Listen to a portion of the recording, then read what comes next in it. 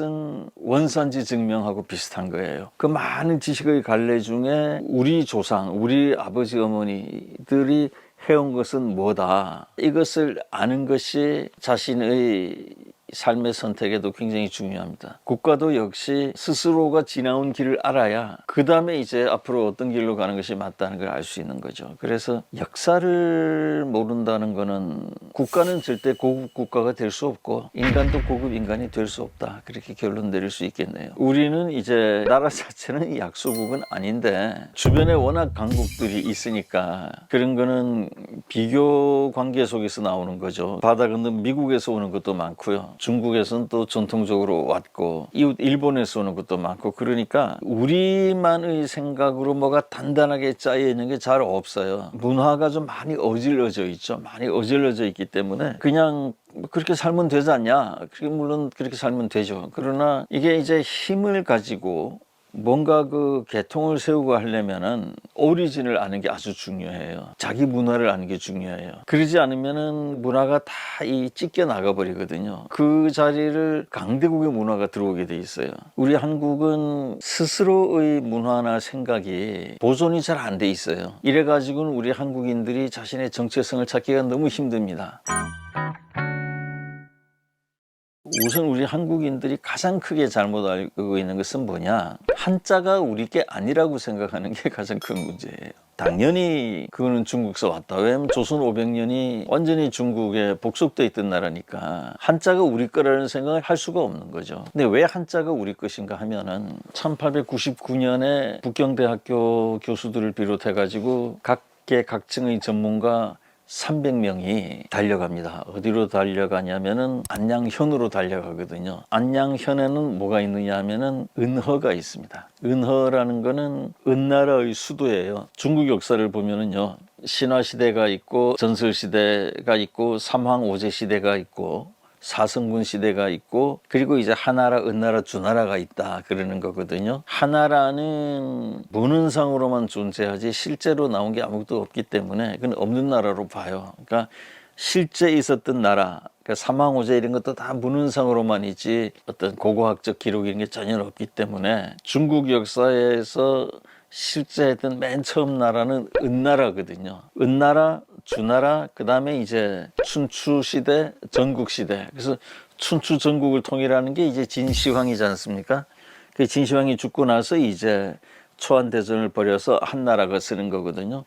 이 한나라를 이제 중국인들은 자기네 역사상 가장 큰 나라로 보는 거예요. 그래서 한자 이런 게 다 이제 그 한자를 쓰는 거죠. 비참한 얘기지만 우리나라 한강도 그 한자를 써요. 대한민국 한을 쓰는 게 아니고 덕수궁합의 대한문도 대한민국 할 때 대한이 아니라 그 한자를 씁니다. 중국에 복속되었던 우리 역사의 슬픈 한 단면들이죠. 어쨌거나 간에 중국인들은 그 한이라는 나라를 최고로 치기 때문에 자신들 한족 이라 그러죠. 우리가 만주족, 한족, 뭐 조선족, 오리지널 중국인들이다 한족이. 한자도 이제 우리나라 한강에다가 그 한자를 갖다 붙였듯이 원래 있던 글자에다가 그 한이라는 걸 갖다 붙여서 한자라고 쓰는 거예요. 원래 있던 글자는 그러면은 언제 만들어진 거냐? 이게 은나라 때 만들어진 거거든요. 그러니까 원래는 은자라고 하는 게 맞아요. 더욱이 우스운 것은 그 은자는 동이족이 만든 거거든요. 현재 남아있는 동이족은 한국과 일본을 동이족이라 그럴 수 있습니다. 그래서 우리 동이족이 만들었는데 거기다가 한이라는 글자를 씌워가지고 한자라고 하는 거예요. 그럼 이제 은자를 우리가 만들었다면 은나라를 우리가 만든 거다 이런 얘기가 되는 거죠. 그렇습니다. 은나라는 중국의 나라가 아니에요. 우리 동이족이 만든 나라가 은나라인 거거든요. 아까 발굴단 얘기를 했는데요. 대규모 발굴단이 가가지고 전 세계가 깜짝 놀랐어요. 왜냐하면 은나라의 수도였던 은허에서 나오는 그 발굴품들이 어마어마했거든요. 그래서 이것은 세계적 발굴이다 해서 전 세계 언론이 매일매일 대서 특필을 했는데 한 7, 8일 만에 그 대서 특필을 하던 게 딱 그쳐버렸어요. 그다음 아무것도 안 나오는 거예요. 중국인들이 그걸 다 덮어버렸어요. 발굴을 하다가. 강연 제목이 동북아시아 속의 우리나라이다. 오늘은 그 이상 그다음 아무것도 안 나오는 거예요. 중국인들이 그걸 다 덮어버렸어요. 발굴을 하다가 말고. 그토록 자랑스럽게 발굴하던 것을 왜 갑자기 탁 갖다 덮어버렸느냐. 이게 한족의 문화가 아니라는 걸 알게 돼버린 거예요. 한족의 문화가 아니라는 걸 알게 된 몇 가지 이유가 있는데, 하나는 해골이 다른 거예요. 한족의 해골하고 거기서 나온 해골하고는 다른 거예요. 또 무덤이 다른 거예요. 한족의 무덤하고 거기서 나온 무덤하고, 또 궁궐이 지어진 방향이 다른 거예요. 모든 중국의 궁궐들은 다 남향이거든요. 우리나라도 중국을 본따서 궁궐을 지으니까 남대문 남향이 되어 있잖아요. 다 남향인데 그 은허의 궁궐은 남향이 아니에요. 동북향을 보고 있는 거예요. 동북향을 보고 있다면은 거기가 어디냐면은 발해만 그쪽이거든요. 그러니까 자기들이 온 곳을 보고 있는 거예요. 일본도 가서 보면은요, 규슈 쪽에서 발굴되는 도레인들, 그러니까 원래는 일본인들이 아이누 조그만 사람들이었는데, 도레인들이 오고 나서 이 야유이 문화가 열리면서 일본이 크거든요. 그럼 야유이 문화를 연 그 도레인들의 무덤을 파보면은 이 사람들이 전부 시선이 다 어디를 향해 있냐면은 전라도를 향해 있어요. 우리 전라도에서 왔다 이런 거예요. 옛날에는 자기가 온 쪽을 보는 쪽으로 매장하는 풍습이 있거든요. 그러니까 이 사람들이 이 궁궐조차도 다 동북향을 그걸로 쭉 올라가면 우리 동이족의 고향입니다. 거기 은허라는 것도 그 하가점 하층 문화, 그러니까 고조선 문화에서 내려온 거예요. 그 고조선 문화가 생기던 지역하고 같아요. 그러니까 고조선에서 내려왔다는 게 아니고 고조선 문화의 발원지하고 이 은허에서 살던 사람들의 발원지가 같은 거예요. 그래서 그게 이 한자는 중국인들이 만든 게 아니라 우리 한국인들이 만들었다. 그거는 발음을 봐도 알아요. 한자에도 발음 기호가 있는 거 혹시 알아요? 우리 영어 사전 보면은 그 옆에 괄호치고 발음 부호가 있죠. 이렇게 읽어라. 강의자전, 뭐 이 큰 중국의 자전을 보면은 한자를 써놓고 그 옆에 발음 부호가 있어요. 이대로 읽으라는 거예요. 사전에다 자전에 그렇게 나와 있어요. 근데 굉장히 그 놀라운 사실은 뭐냐면은 발음 부호대로 읽으라 하는 대로 읽으면은 다 한국말이 돼요. 백두산이라고 쓰고, 지금 백두산을 중국인들은 이제 바이또샨 그렇게 발음하거든요. 백두산을 백두산이라고 발음하는 중국인은 없잖아요. 백두산 써놓고 백두산이라고 발음하는 건 우리 한국인밖에 없거든요. 근데 중국 자전에는 우리 한국인처럼 백두산이라고 읽으라고 돼 있는 거예요. 장백산이라고 써놓고는 장백산이라고 읽으라는 거예요. 장바이샨 이렇게 읽지 말라는 거예요. 그 다음에 더 놀라운 것은 고대 중국의 발음이 어땠는가를 조사하는 학문도 있습니다. 지금은 이제 바람 그러면 중국에서 펑 뭐 이런 식으로 발음하거든요. 펑, 펑 뭐 그런 식으로. 그런데 그게 쭉 거슬러 올라가 가지고 한나라 뭐 주나라 은나라 시대에 가면은 그 발음이 펑이 아니라 풍이라고 써놓고요. 바람풍 써놓고 발음은 펑이나 펑이 아니라 바람이에요. 그거 뭘 얘기하는 거예요? 우리말이잖아요. 그러니까 우리 한국이 너무 학문이 짧고 사람들이 지레 당연히 중국 거겠지 하는 데 빠져가지고 깊이 있게 조사를 못해서 그렇지, 그런 식으로 우리가 잘못 알고 있는 역사가 아까 3개 얘기하라 그랬는데요, 300만 개도 더 됩니다.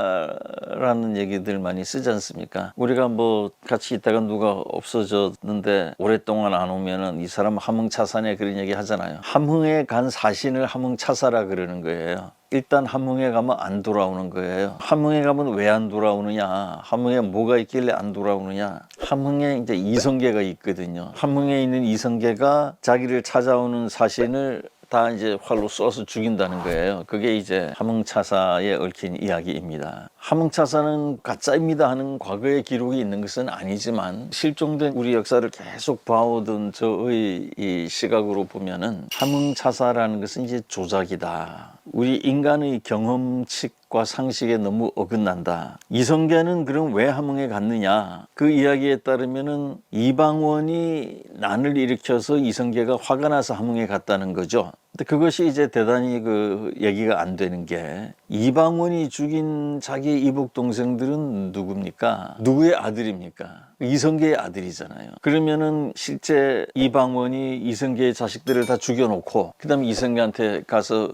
머리 조아리면서 아버님, 제가 아버님의 자식들을 싹 죽였습니다. 그게 상식적으로 가능하냐는 얘기죠. 그럼 이성계가 너 잘했다 그러겠느냐? 그 얘기가 안 되거든요. 그러면은 난을 일으키는 이방원 입장에서는 이성계 아들들 죽이기 전에 먼저 이성계를 제압을 해놔야 되는 거죠. 그게 이제 상식적으로 일어나는 일들이에요. 그러나 그 우리나라 이제 그 실록이라든지 이런 역사책들을 보면은 이방원이 먼저 이성계를 제거하거나 조치를 취했다는 것은 코를 씻고 봐도 없죠. 상식적으로는 당연히 이방원이 이성계 아들들을 죽이기 전에 이성계를 어떻게 조치를 했을 것 같은데 기록에는 그게 안 돼 있는 거죠. 조선 왕조실록이라는 거는 그때 인구가 얼마 없고 그래가지고 사소한 것까지 다 기록을 해놔요. 그러면 함흥차사가 진짜라면은 함흥의 사신으로 가서 죽고 안 온 사람들이 있어야 될 거잖아요. 그런 사람 하나도 없어요. 왕이 태상왕한테 보내는 사신이면 좀 직급도 좀 있어야 될 거 아니에요. 당상관 이상, 3품 이상 돼야 되겠죠. 근데 3품 이상은 그냥 관리 중에 이성계한테 가서 안 돌아온 사신이 아무도 없어요. 그냥 그 거짓말의 얘기죠. 근데 왜 그런 게 생겼느냐? 아마 그 이방원은 그 이성계의 아들들을 죽이기 전에 먼저 이성계를 어떤 식으로는 조치를 했을 거예요. 구금했을 수도 있고, 또는 일이 끝나고 나서 이성계가 함흥에 가 있지 않은데도 함흥에 가 있다고 했을 수도 있고, 실제도 함흥에 가 있는데 신하가 가면은, 사신이 가면은 이성계가 활을 쏴 죽인다는 말을 만들어냈을 수도 있죠. 어찌되었든 간에 그 모든 것들의 핵심은 뭐냐? 이성계하고 사람들이 접촉하지 못하게 하는 거예요. 그 함흥차사라는 건 결국은 이성계를 찾아가지 말아라. 이성계를 찾아가면 죽인다. 이성계가 아니라 이방원이 죽이는 것일 수도 있는 거죠. 그래서 그 함흥차사 같은 것도 우리가 그 냉정하게 이성적, 논리적, 합리적으로, 상식적으로 생각하는 것하고 너무 동떨어져 있는 얘기다. 또 하나 이제 잘못 알고 있는 것은 우리나라가 이제 민주화를 이루는 과정에서 경상도는 이제 이 경제에 이바지했고 전라도는 민주화에 이바지했다. 이제 이런 인식이 약간 있는 것 같아요. 그것이 어떤 동서 감정 대립의 하나의 이제 원인이 되는 것도 있고요. 과거로 이제 거슬러 가 보면은 임진왜란 때에 이제 우리나라 수군이 경상수군하고 전라수군으로 나뉘어져 있었거든요. 경상우수사, 경상좌수사 지휘관들이, 또 전라우수사, 전라좌수사, 이렇게 4명의 이제 수군 장군들이 있었어요. 이순신 장군은 전라좌수사예요. 근데 임진왜란 때 이제 이 왜군들이 자꾸 이 전라도 쪽으로 많이 갔거든요. 그 왜 그런가 하면은 전라도를 거쳐서 올라가야 이제 한양에 가잖아요. 그래서 수군들이 이제 이 전라도를 거쳐서 한양을 많이 가다 보니까 왜군하고 전라수군 사이에 싸움이 많이 벌어진 거예요. 그때 이제 경상수군이 돕지를 않았다. 이런 것들도 이제 이 동서감정 대립의 원인 중에 하나로 지목이 됩니다. 근데 이제 그거 다 잘못 알고 있는 거예요. 물론 처음에는 왜군이 700척 이상의 병선으로 침략을 해오니까 경상수군이 깜짝 놀라갖고 일단 도망은 갔거든요. 피하긴 했어요.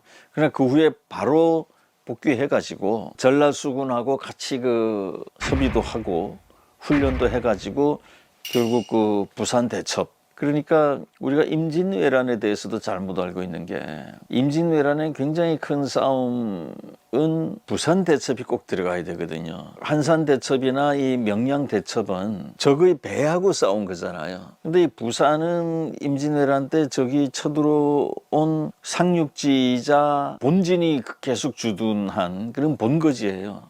쉽게 얘기하면 본부이자 사령부인 거죠. 근데 이 한산 싸움이나 명량 싸움은 적의 배하고 싸운 거고, 이 부산 대첩은 전라수군과 경상수군이 합해가지고 훈련도 열심히 하고 해서 그때도 그런 게 있었어요. 경찰이 관할 싸움 하듯이. 우리 관할은 여기 전라도인데 왜 부산까지 가서 싸우느냐고 반대하는 사람들이 많았거든요. 그런데 또 다른 전라수군들이 무슨 소리냐, 경상도는 우리 땅 아니냐 해서 이제 가게 되고, 그 지휘를 이제 이순신이 하겠는데, 이순신은 충청도 사람이죠. 그러니까 삼도가 합해가지고 이제 부산 대첩을 실어냈고 굉장히 큰 전쟁이었거든요. 그 부산 대첩으로 말미암아서 임진왜란의 판도가 바뀌게 되거든요. 그러니까 임진왜란의 그 대첩 중에 부산 대첩이 꼭 들어가야 되는데 이게 실종되어 있어요. 그리고 또 아까 민주화 과정에 광주 민주화 운동 때 이제 경상도 군인들이 전라도 국민을 이제 탄압한다. 경상도 군인들만 뽑아서 왔다. 그런 것도 지금에 이르기까지 이제 그 동서 그 앙금이 있게 하는 그것도 대단히 잘못된 거죠. 그런 건 이제 다 그 감정과 오해와 알 수 없는 어떤 나쁜 의도가 들어가 있는 거다. 그리고 그런 거를 대하는 사회의 태도라는 게 중요해요. 그런 거 탁 무시하는 태도가 필요해요. 사회 전체가. 그게 솔깃해가지고 막 감정을 태우는 그런 사회가 돼서는 안 되고 그건 탁 들으면 가치 없는 거는 탁 무시를 할 줄 알아야죠. 인문학은 뭔가 잘 돌아가는 것에 대해서 끊임없이 시비를 걸어대는 그런 학문이라고 볼 수가 있습니다. 그러니까 이 사회의 모든 학문들은 뭐가 좀 잘 되게 하려는 것들이거든요. 의학이든 공학이든 행정학이든 법학이든 상학이든 전부 어떻게 하면 사회를 좀 더 잘 돌아가게 능률 있게 인풋보다 아웃풋이 더 많게 하느냐 이런 건데 인문학은 정반대예요. 인문학은 거꾸로 잘 돌아가는 것에 대해서 시비를 거는 거죠. 왜 그렇게 잘 돌아가는 거지? 그렇게 잘 돌아가는데 무슨 문제는 없나? 그 잘 돌아가는 게 맞나? 이런 견해를 내놓는 거거든요. 그러니까 인문학은 그야말로 사람만 할 수 있는 거예요. 인간을 제외한 모든 생명체는 다 본능에 따라서만 살아요. 본능에 따라서 사니까 자연히 이기적이 되는 거죠. 그러니까 이기적이 되니까 오래 살고 건강하게 살고 풍족하게 살면 행복한 거죠. 굉장히 그 단순한데 인간의 삶은 그렇지가 않죠. 인간은 본능만이 아닌 비본능의 세계를 찾아낸 존재예요. 그러니까 본능은 이렇게 하라 해도 인간은 그 거부하고 비본능으로 가려고 하는 그런 특질을 얻었다는 얘기입니다. 그래서 인간은 이기가 아닌 이타라는 세계를 찾아낸 거예요.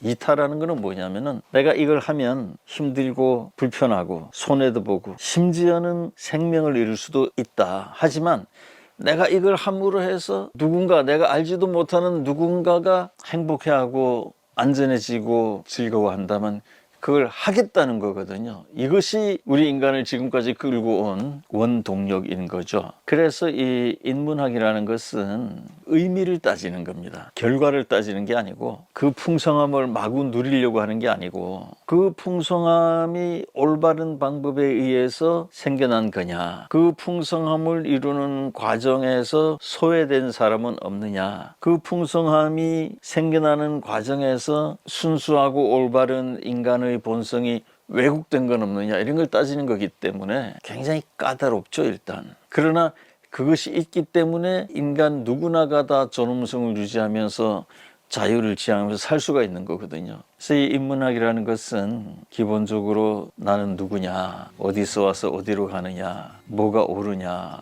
무엇을 할 것이냐 이런 것들을 생각하는 거기 때문에 생각의 범위가 굉장히 넓습니다. 그래서 당장 눈에 띄는 성과는 얻기가 어려워요. 그러나 그렇게 생각하는 가운데에서 이제껏 생각지도 못했던 그 내면에서 힘이 생기는 거예요. 이 힘이라는 거는 두 가지가 있잖아요. 하나는 바로 눈에 보이는 힘, 돈이다, 지위다, 지식이다 그런 이제 힘이 있는 반면에 인문학의 힘이라는 건 뭐냐면 내면의 힘이거든요. 당장 보이지는 않지만 그러나 그 어떤 외면의 힘보다 강한. 그래서 다행스럽게 인류는 눈에 보이는 외면의 힘을 가진 사람들을 최고로 쳐주질 않아요. 우리가 대통령이다 재벌이다 한테 인류가 A+ 주지 않잖아요. 인류가 A+를 주는 사람들은 오히려 가난해도 뭔가 진지하게 살거나 성실하게 살거나 또 남을 위해서 살거나 이런 내면의 세계를 갖춘 사람들에게 주기 때문에 한번 이 시대를 살아가는 모든 사람들이 그 인문학에 대해서